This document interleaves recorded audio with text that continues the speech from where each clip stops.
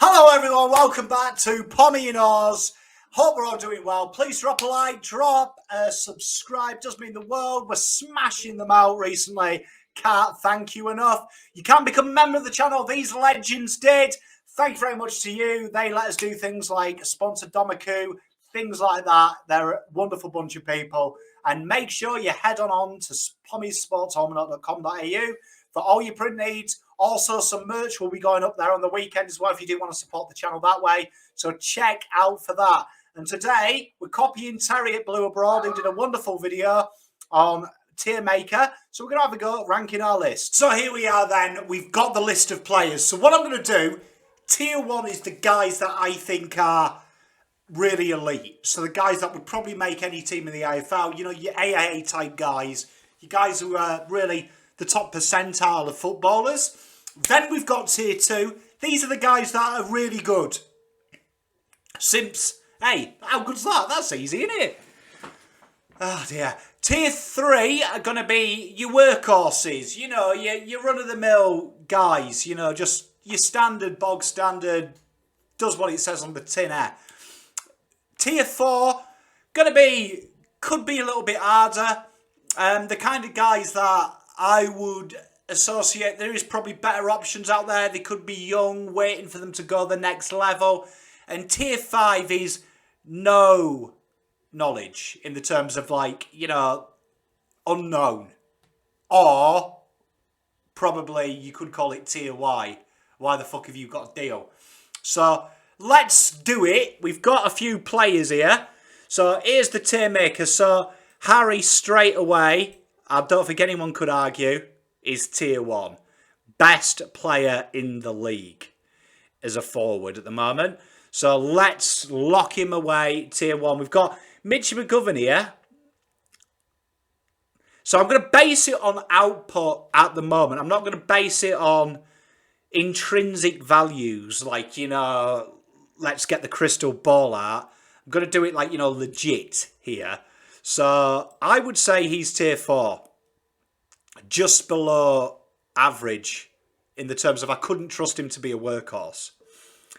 Let's have a look. TDK. I think he's Tier 3. I'd say he's a workhorse at the moment. He could be higher. Same with this bloke here. I'd say Stocks is in that Tier 3 category as well. Good resume at the moment. Going well. Going hard. Potentially could be Tier 2. Quite easily Tier 1 in the future. But for me, Tier 3 is interesting. I reckon if you did this with Melbourne the year before they won it, the year previous, I reckon half their list would be Tier 3. Because I would say you need a minimum of 30% of whoever's in here to win a flag to go up to here. And their output be it. Doc is a Tier 2 for me. Jack Carroll, he's going to be here. Oh, actually, wait. As per the... Oh, can I do it on projections? I can't, can I? I can't now I've said that. Can't be a hypocrite. Feel stiff putting him in Tier 5. Because we've got no... You can't... Like for me, the way I'm doing this is I can't... It's what I know for fact out on the field. Not hypothetical. Fuck it. It's my show. I'm going to put him in Tier 4 because I think he's done enough to show that there's something there. Kemp, workhorse already for me. I think his games he's played, he's shown, and I think Tier 2 is the limit. Sam Walsh, lock him in. Durden, I'm going to put him in he's shown me enough. Could be a Tier 3. JSOS, if I was judging him on passion alone, he's Tier 2, Tier 1 even. For his output and what he does, JSOS, this is a tough one because I really do rate JSOS. I'm putting him in Tier 2 because I love him, and come at me in the comments. Lockie Plowman, workhorse. He cops a lot of abuse, doesn't he? He cops a lot of abuse, but let's be honest, he gets the toughest job week in, week out. Jack Martin, I'm going to put him in Tier 3 as well. Definitely, he's bang average for Carlton at the moment. Could be that.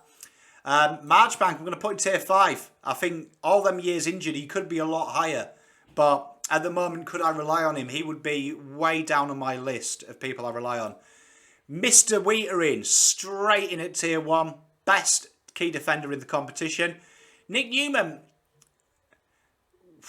when he plays, he's up there.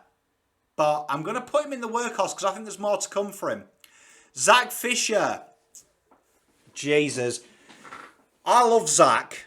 Personally, I think he's a nice guy. He looks like the type of guy that I would be more than happy to have a beer and play a bit of pool with. But let's be honest, it's one good game out of however many, out of 50, that he dines off. And for me, he's in the Mitch Mcgovern category. I need to see more for him. Tier 4 for me, Luke Parks. I like Luke Parks. Endeavour. He works hard at it. For me, just from what I've seen though, I'd still say he's one of them guys that you could say there's probably better out there. Pitternet.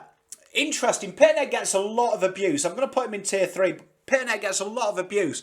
But people need to realise that for hitouts 1, which is pretty much the bread and butter of a ruckman, he ranks really high. Was one of the top 3 in the comp for much of the year. His midfield was just horrible. They couldn't, because of the way that they defensively set. So for ruck alone, I think he's a tier 3. He's a workhorse. Cunners, another tier 3 player for me. Could be easily tier 2, tier 1 if you can get a bit of fitness together. Hewitt. Very good tagger. I'm going to put him in tier 2. Paddy Dow, he goes into this category 4 here. Another guy that could be a lot higher than where he is. But like we say, just to remind everyone, we've got all Australian, very good workhorses, could try harder, limited experience or below what they expected output. And tier 5, it's maybe. Kerno, tier 1. I can't. I've got to be honest. Tier 2, he's elite. He's elite and he should be a tier 1, but I'm so's Charlie. I love you. Willow, he's in tier 4 as well. For me, there's a lot more to come for him. I would be looking at 50% of whoever's here needs to be here. Jack Nunes, I'm going to put him in tier 3. He does what he says on the tin. Exactly what it says on the tin. He's a battler. He's a grafter. And you need them players on your list. And there's a reason he's played so many games.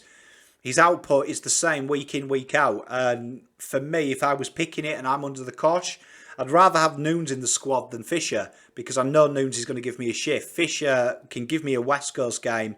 But then he can also go anonymous. Do you know what I mean? So, Young, I really like Young, but again, he's a tier 4 for me. He's got to show me more and a bit of consistency. It's all right doing it here and there in finals when you're called upon. I need to see a bit more for him. Sam Philp, again, a tier 4 for me. Could be a tier 3, easily a tier 2. But for me, he's there.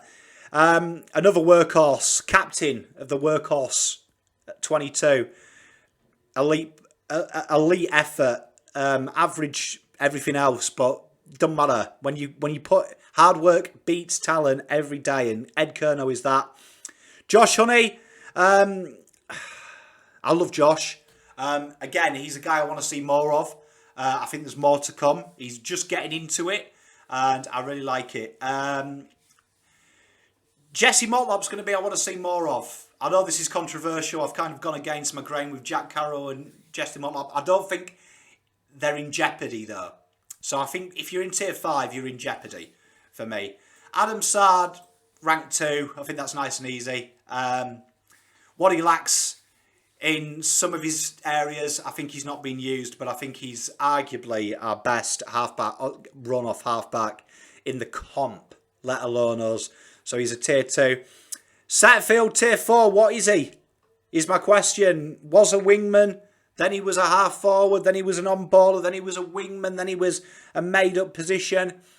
Got to see more. Like this tier 4 here, if you don't get out of tier 4, it's trade bait for me. It's trade bait. Can't argue with Matty Owies in tier 3, and I'll tell you for why. Leading tackles inside 50, the only forward who's willing to tackle, the only one in the club averaging more than one a game, has to be there. Has to be there.